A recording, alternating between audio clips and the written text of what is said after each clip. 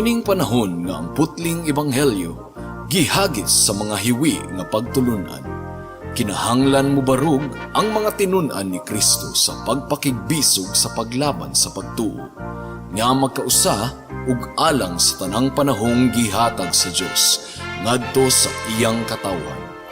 Maoy hinungdan nga namugna kining tulumanon ang putling ebanghelyo. 30 minutos nga pagsabwag sa tinuod nga ebanghelyo.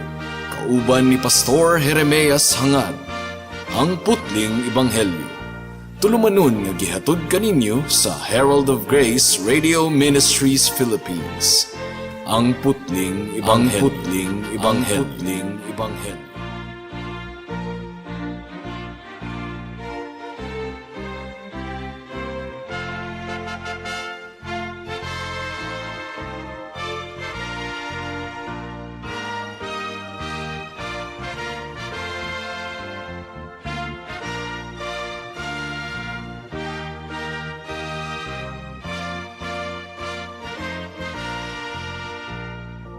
Alang sa pagpamalandong sa pulong sa Ginoo niining taknaa, please turn with me to Mark chapter 14 verse 27 hangtod sa 31.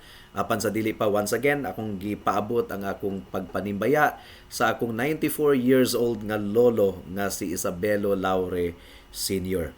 Mark chapter 14 verse 27 to 31. Ang giingon dinhi, si Jesus miingon kanila, "Mutalikod unya kamong tanan ug mamiya kanako kay ang kasulatan nag-ingon, patyon ko ang magbalantay ug magkatibulaag ang mga karnero.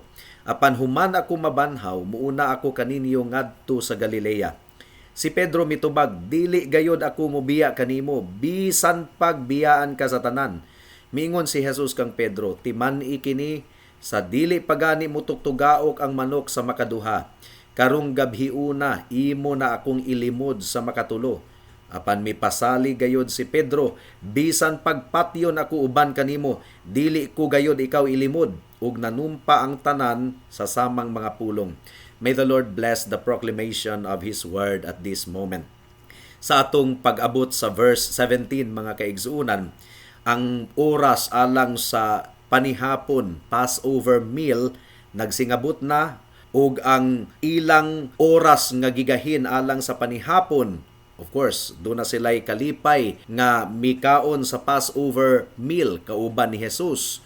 Pero pagkahuman niadtong panihapuna, doon na sila'y kalibog ug kaguol nga midangat kanila, gidugmok ang ilang kasing-kasing, gumikan kay gi-announce sa atong Ginoong Hesukristo nga usa kanila mubudhi kaniya. Mo kini giingon sa bersikulo 9, "Usa kaninyo ang mubudhi kanako." And of course, this was shocking, mga kaigsuunan. Gumikan kay kining mga tawhana, 3 ka tuig sila nga nagkauban sa atong Ginoong Hesukristo. They had shared together in the life of Christ. Nasaksihan nila ang mga milagro sa atong Ginoong Hesukristo. Nadunggan nila ang mga pagtulunan sa atong Ginoong Hesukristo ug nakita gayod nila sa ilang duha ka mga mata ang autoridad sa atong Ginoong Hesukristo nga kahibulungan kaayo. They shared things together.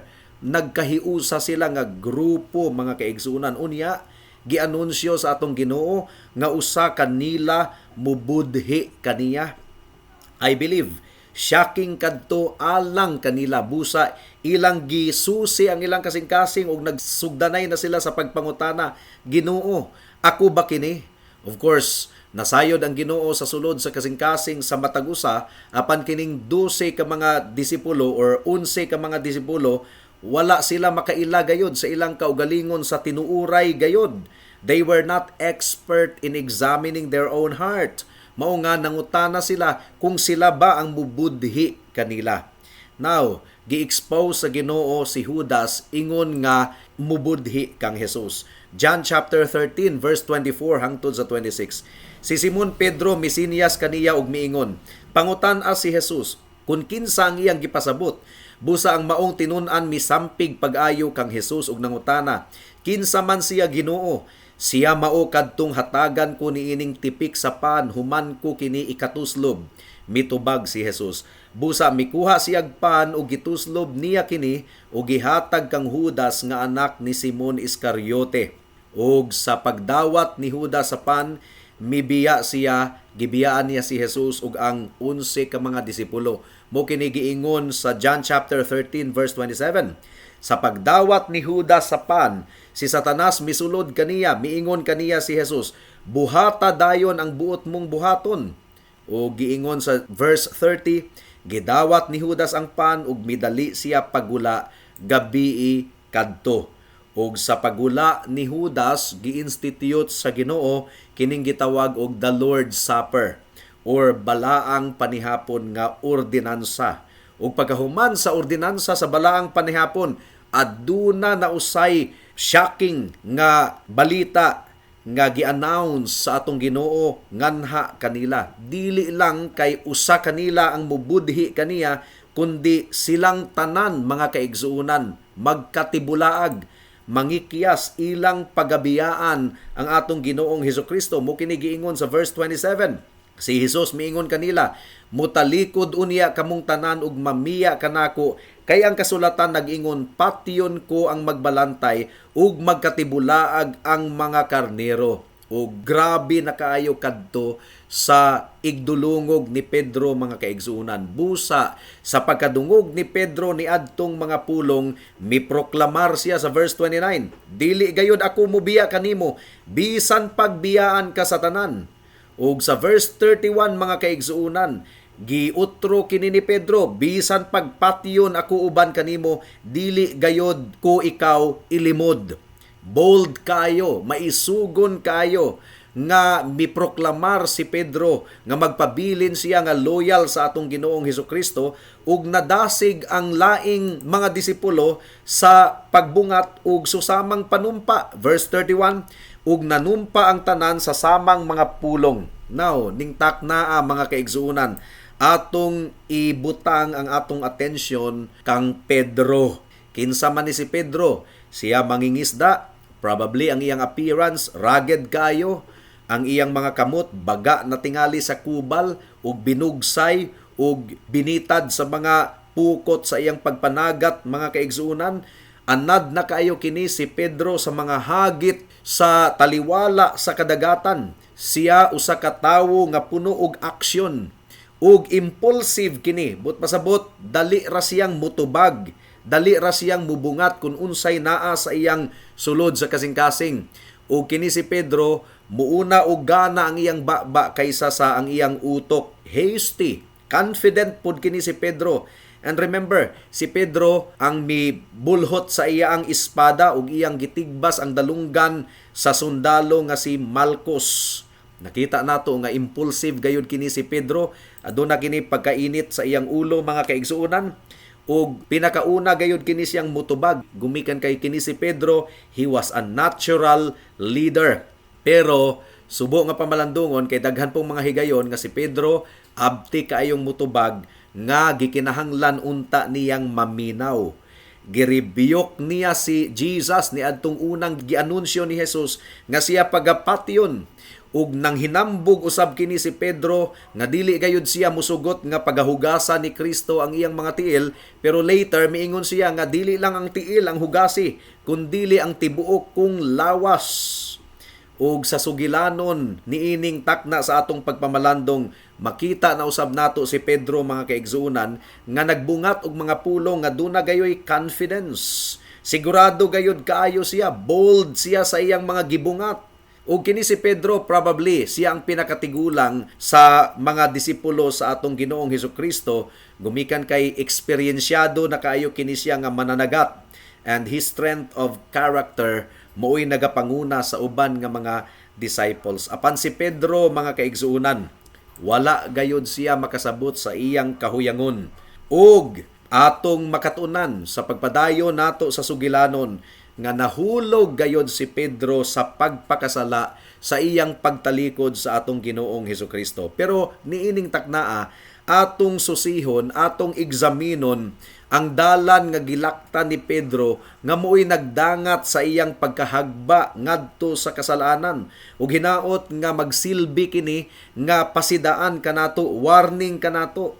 Si Pedro mga kaigsuonan usa ka apostol Saksi siya sa tanang gibuhat sa atong Ginoong Hesukristo, suod kayo siya sa atong Ginoong Hesukristo, apan nahulog siya sa pagpakasala.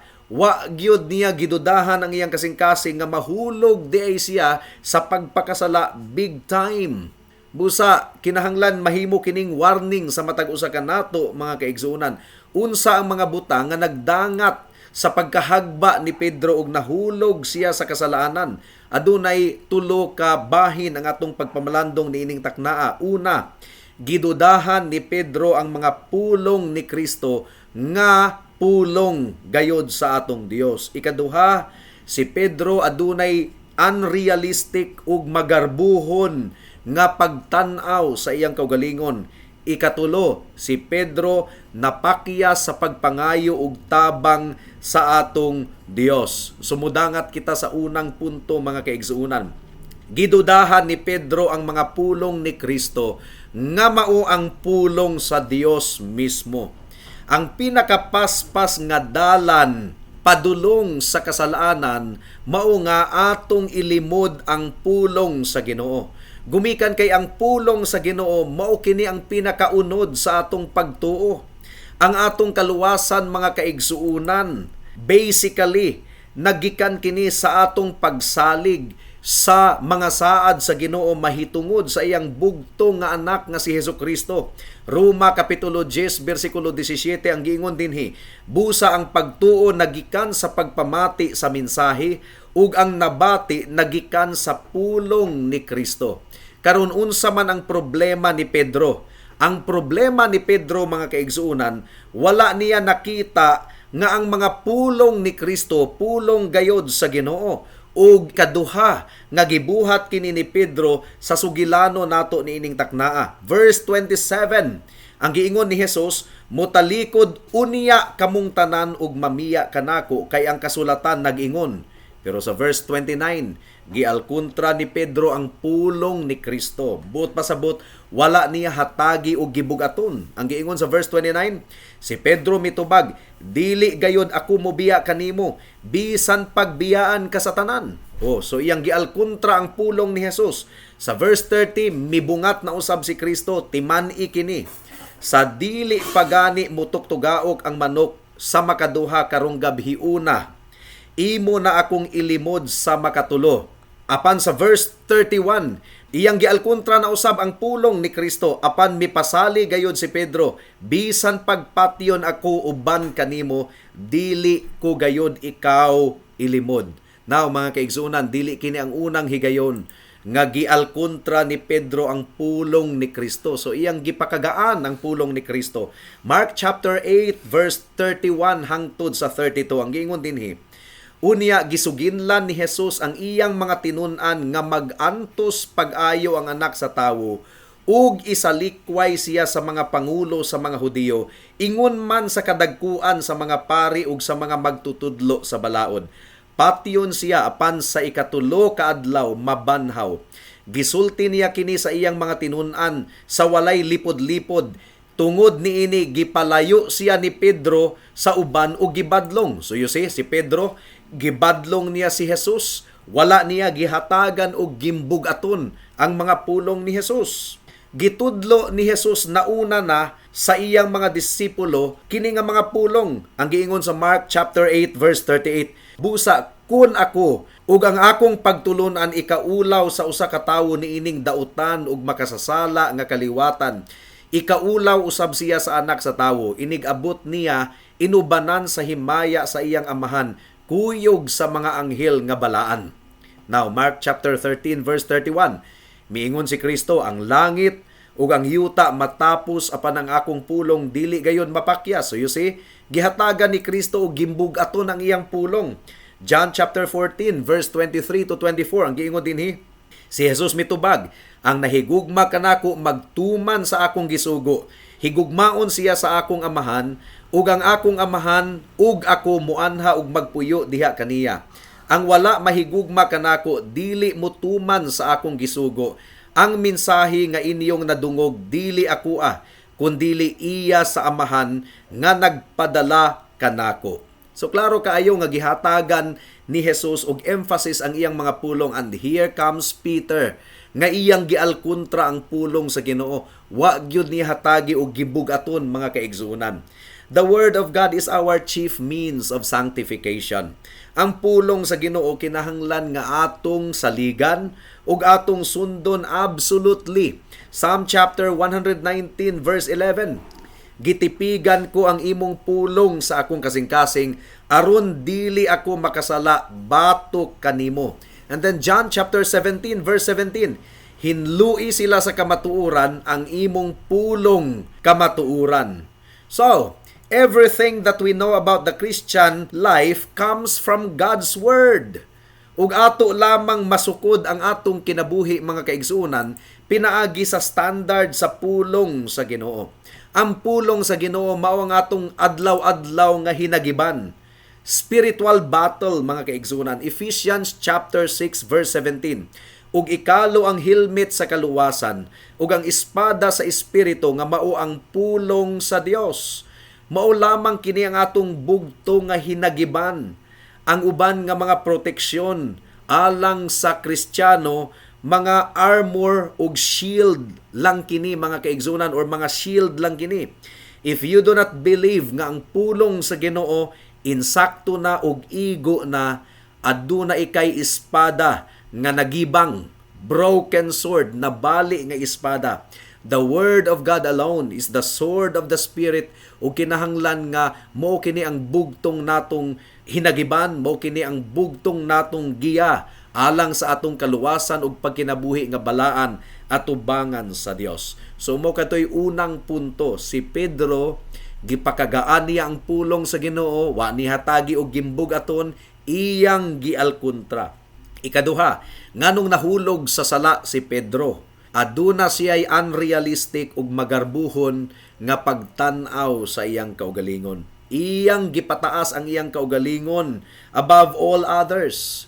Garbo kini mga kaigsuonan. Ang giingon sa verse 29, naninganti siya, dili gayod ako mubiya kanimo, bisan pagbiyaan ka sa tanan. Wala gilimod ni Pedro ang gimbugaton sa temptasyon. Kay giingon man niya sa verse 31, bisan pagpatyon ako uban kanimo. So, nasayod si Pedro nga bugat gayud kaayo ang hinungdan. Adunay patay. Pero miingon siya, bisan pagpatyon ako uban kanimo, dili ko gayud ikaw ilimod. So, nakita ni Pedro nga siya takos gayod, adunay abilidad nga malikayan ang sala mga kaigsuonan kaysa uban nga mga disipulo. Pero ang giingon sa Galatians 6:1, mga igsuon, kung usa kaninyo makasala, kinahanglan nga kamong mga hamtong na sa pagtuo, maoy magpabalik kaniya apan buhatan ninyo kini uban ang kalumo, ug bantayi nga dili usab kamo matintal. Sa tinuod lang mga kaigsuonan, we are no better than others. Si Pablo gani gitawag ni ang iyang kaugalingon nga pinaka-bugat nga makasasala, pinaka-pangulo sa tanang makasasala sa tibuok kalibutan. 1 Timothy chapter 1 verse 15. Tinuod angay dawaton ug tuuhan sa hingpit ang giingon nga mianhi si Kristo Jesus sa kalibutan aron pagluwas sa mga makasasala, ug ako ang labing dautan kanila. So, mapainubsanon si Pablo ug iyang giisip ang iyang kaugalingon nga siya ang pinakalabing dautan nga makasasala. Pero si Pedro, wa gayod niya masabti ang kahuyangon sa iyang unod. Wala gayod niya masayri kung unsa ang mabuhat sa iyang kasing-kasing in just a matter of 3 hours mga kaigsuonan. O gi-expose na atong Ginoo ang kahuyangon ni Pedro didto sa Garden of Gethsemane. Mark chapter 14 verse 37 ang giingon dinhi. Unya bibalik siya ngadto sa iyang mga tinun-an ug iyang naabtan nga nangatulog silang tulo. Si Jesus miingon kang Pedro, so si Pedro gayod ang gi-expose ni Jesus. Simon, natulog ka di ay? Dili ka ba gayod makahimo pagtukaw bisag usa lamang ka oras? Mura ba giingon ni Jesus kang Pedro, oy Pedro, nanaad ka nga musunod ka nako hangtod sa kamatayon, di ba? Dili ka ba makatukaw uban ka nako sulod sa usa ka oras? Again, giistorya ni Jesus si Pedro, aduna ikay dakong tinguha nga musunod ka nako apan wala nimo masabti ang imong kaugalingong kahuyangon. Mark chapter 14 verse 38. Ang giingon ni Kristo, pagtukaw ug pagampo aron dili kamo madaog sa panulay. Andam ang espiritu apan luya ang lawas. Dili nato ipakagamay ang gahom sa pagsulay, mga kaigsuunan, pagtintal. How far will we push our liberties? Bugani nga kinahanglang dili nato iduso ang atong kaugalingon, ibagnos ngadto sa temptasyon ug pagsulay. Kining mga pagtanaw og mga salida, kinahanglan careful gyud ta. Kay tanang mga salida karon ilagyong apilan og mga bastos nga mga eksena. Dili kita musalig sa atong kaugalingon, matintal kita, mga kinahanglan kitang mag-amping, mga kaigsunan. Romans 14:22. Busa tipigi ang imong pagtuo bahin niining mga butanga, aron ang Dios ra ug ikaw ang masayod. Bulahan ang tawo nga wala sudyai sa iyang konsensya sa pagbuhat niya sa butang nga iyang giuyunan. Kinahanglan kayong mag-amping kita. Gumikan kay dili kita makasalig sa atong kaugalingon. Kusgan kaayo ang temptasyon, mga pagtintal, mga kaigsuunan. 2 Corinthians chapter 6 verse 17. Ang giingon dinhi, busa ang Ginoo nag-ingon, bulagi sila og paglain gikan kanila, ayaw kamo paghikap sa hugaw ug dawaton ko kamo. So kinahanglan gayong mukaratil kita og dagan gikan sa mga temptasyon, mga kaigsuunan. Dili kita mag-presume sa atong kusog nga moingon ta og kusgan ako, mature na ko nga Christian, dili na ko mahulog sa temptasyon. Garbo na. 1 Corinthians 10:12. Ang naghuna-huna nga siya lig-on magbantay nga dili mapukan. Gumikan kay ang temptasyon, mga kaigsuunan, bukalit lang ka na og gutho gikan ni Satanas. Remember, si Peter, iyang ilimod si Kristo 3 hours after this. Dako kayo siya og salig sa iyang kasing-kasing, pero in just a matter of 3 hours, mga kaigsuunan, iyan ang gilimod ang atong Ginoo, aduna pay pagpamalikas. And Peter would not only deny the Lord Jesus Christ, katulo niya kining gibuhat. Grabe, mo nga dili kita angay musalig sa atong kaugalingon. Ikatulong hinungdan nganong si Pedro nahulog sa pagpakasala. Napakya siya sa pagpangayo ug tabang sa Ginoo. Doon na siya ay mga saad, bold kaayo nga mga saad. Ang giingon niya, dili gayod ako mubiya kanimo bisan pagbiyaan ka sa tanan, bisan pagmamatay ko kauban nimo, dili gayod kanako ilimod. So, gihatag kini ni Pedro nga mga saad, nagsalig lamang siya sa iyang kaugalingong kusog. Kung mapainobsanon unta ang iyang kasing-kasing, magampo unta siya og mangayo sa grasya sa Ginoo nga dili siya mahulog sa temptasyon. Magampo unta siya nga mainiton kayo. Gumikan kay ang giingon ni Kristo sa verse 38, pagtukaw ug pagampo aron dili kamo madaog sa panulay. Andam ang espiritu apan luya ang lawas. So napakya si Pedro sa pag-ila nga ang giyera, ang gubat, seryoso gayod kaayo. Luke chapter 22 verse 31, ang giingon ni Kristo, Simon, Simon, pagbantay. Si Satanas gitugutan sa pagsulay kaninyong tanan, sama sa usa ka mag-uuma nga maglain sa trigo gikan sa uhot. Si Simon gyud, si Pedro gayod ang gi-call out sa Ginoo. Now, kining mga butangan nakapahinuklog na unta kang Pedro. Apan iyang gibaliwala kini, mga kaigsuunan. Giwarningan na ni Kristo si Pedro about the seriousness and the greatness of the spiritual battle. Kining believe kay ita sa atong kaugalingon ba, gasali gayud kita sa atong kaugalingon, dako kayo kanang sala at tubangan sa Ginoo. Kinahanglan musalig lamang kita sa kusog nga nagagikan sa Ginoo. So, before nato kaminusan si Pedro, kinahanglan ato usab nga tan-awon ang iyang mga positive side, ha. Kay gibiyaan biya ni Pedro ang tanan aron lamang musunod kang Kristo. Gibiyaan ni Pedro ang iyang panginabuhi aron lamang musunod kang Kristo. Daghan ka nato nga dili andam nga buhaton kana. Unya si Pedro iyang gibulhot dayon ang iyang espada aron panalipdan si Jesus. Ato ba kanang mabuhat? Nya si Pedro misunod gyud siya didto sa korte. Diin si Kristo gihiring ang iyang kaso, mga kaigsuunan. Bisan pag na-identify siya as disciple, wa gyud siya midagan sama sa gibuhat sa ubang mga disciples. And it must be remembered nga wala pa gibubo ang balaang espiritu ni ining puntuha, pero si Pedro bold na alang kang Kristo. Hingsamot siya ka bold ni adtong gipakanaog na ang balaang espiritu sa adlaw sa Pentecostes. So si Pedro, mga kaigsuunan, dili nato siya kaminusan kaayo kay utro biya punta nga talawan. Pero si Pedro nahigugma siya sa atong Ginoo, andam siya alang sa atong Ginoo nga musakripisyo, pero napakya siya sa pagyangungo sa Ginoo alang sa iyang kusog, alang sa pagpanalipod sa Ginoo kaniya. Misalig kayo siya sa iyang kaugalingon. Ug salamat sa grasya sa Ginoo, gumikan kay gipasaylo sa Ginoo si Pedro. Mao nga si Pedro nagtudlo kanato nga kinahanglan nga maghinugugmaay kita sa usag-usa, 1 Peter 4:8, ug ang gugma nagtabon sa daghang mga sala, gumikan kay gitabunan sa Ginoo ang sala ni Pedro. Gipasaylo ra siya later, gumikan kay naghinulsol si Pedro. Pero kinahanglang hinumduman nato nga si Pedro nahulog sa sala, gumikan kay wala niya makita ang iyang kahuyangon. Salamat sa Ginoo na lang, gumikan kay isip anak sa Dios, girestore niya si Peter. Ug si Peter nagpadayon gayod sa pagsunod sa Ginoo. Naghinulsol siya, mga kaigsunan, ug iyang gipagamit ang iyang kaugalingon, ang iyang kinabuhi alang sa pagpangalagad sa Ginoo. Hinaot nga nakita kini sa atong mga kahigalaan. Higala, imong giisip ang imong kaugalingon nga dili na mapasaylo sa Ginoo, gumikan sa kadako sa imong sala. Ang giingon sa Isaias kapitulo 1 bersikulo 18, bisan pag-unsa kahugaw ang imong sala, kaya kining papution sa atong Ginoo. Kinahanglan lamang ikaw maghinulsol.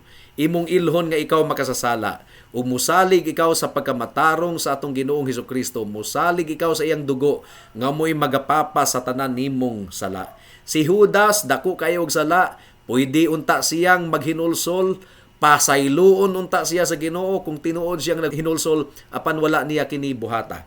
Si Pedro, dako kayo ang iyang sala, iyang gilimod si Jesus 3 times apan siya naghinulsol, kipasaylo siya sa Ginoo. Higala, bisag unsa kadako og kabugat sa imong sala, kung ikaw maghinulsol, magpaubos ug musalig lamang sa dugo ni Kristo ug sa iyang pagkamatarong, iya ikawng pasayloon, iya ikawng pagaluwason.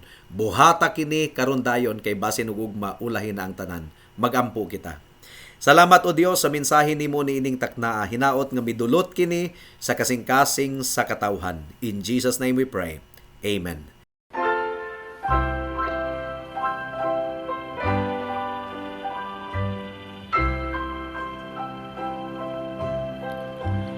Once I stood in the night with my head bowed low, in the darkness as black as could be,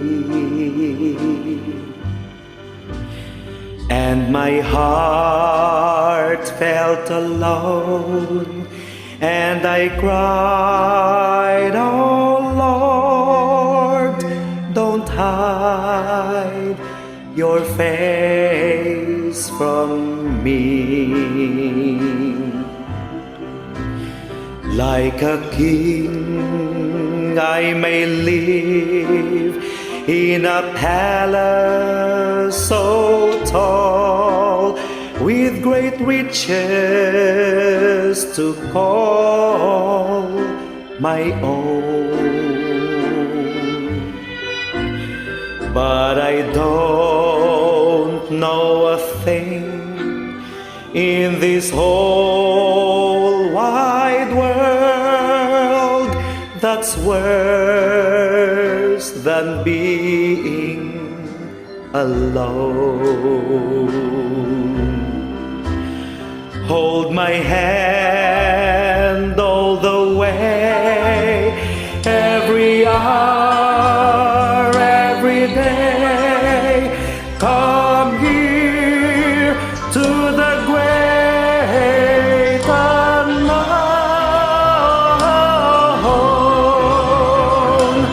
Take my hand, let me stand